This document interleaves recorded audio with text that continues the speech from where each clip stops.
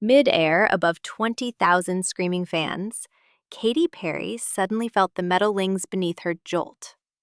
For one breath-stealing second, the giant butterfly she was riding lurched downward, ropes groaned, and the pop queen was left clutching for balance while cameras flashed.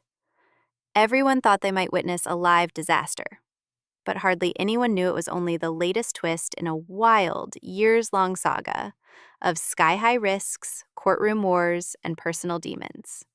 Stick around, because what happened after that terrifying dip makes the malfunction look like child's play.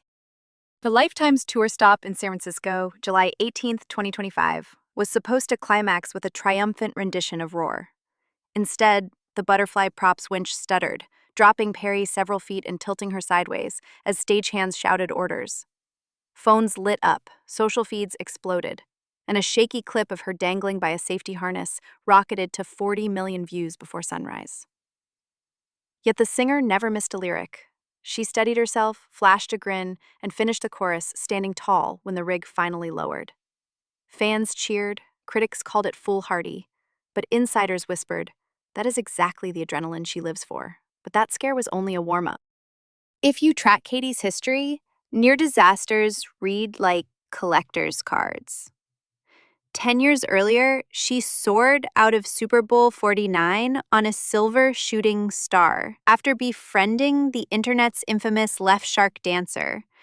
118 million viewers watched the meme blossom in real time. Then came the mechanical lion entrance, the confetti cannons that mistimed in Perth, and the Tokyo drone swarm that drifted off script, singeing two of its own rotors, each stunt bigger than the last, each inviting a headline-friendly mishap.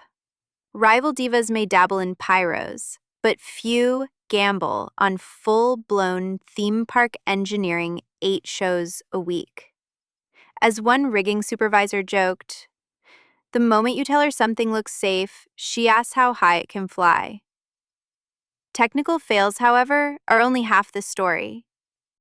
After 7 seasons of smiling from the American Idol judges' desk, Perry walked away in 2024, calling the gig stifling and too polished for my pulse. She left behind a rumored $30 million paycheck, dove back into the studio, and resurfaced with 143. Her first full album in 4 years and the blueprint for a comeback world tour. Friends say the departure was no spontaneous whim. Idol tapings locked her to Los Angeles while her daughter Daisy was starting school, and the constant social media dragging over her critiques wore thin. In Perry's own words, I needed oxygen, stadium oxygen. Yet the very first decision she made in that fresh air set off a firestorm. The irony? Her Lifetime show literally casts her as a half-human, half-machine warrior, fighting an evil mainframe, while screens behind her flood with AI-generated art. Reviewers called it Blade Runner meets bubblegum, and Phoenix critics slammed the dystopian graphics as cheesy. Yet the audience still screamed for more. Life imitating art, imitating algorithm. So, if bots can storm fashion's biggest night in her name, and her own tour celebrates a digital alter ego, the next logical step is obvious and terrifying. What happens when an AI Katy can sing, dance, and live stream on demand while the real one sleeps? Keep that thought as we glide to the finale. Katy Perry didn't fall. She balanced, belted, and finished with a pyro-kissed firework. The next night's show opened with a cheeky safety video montage of cartoon butterflies in neck braces.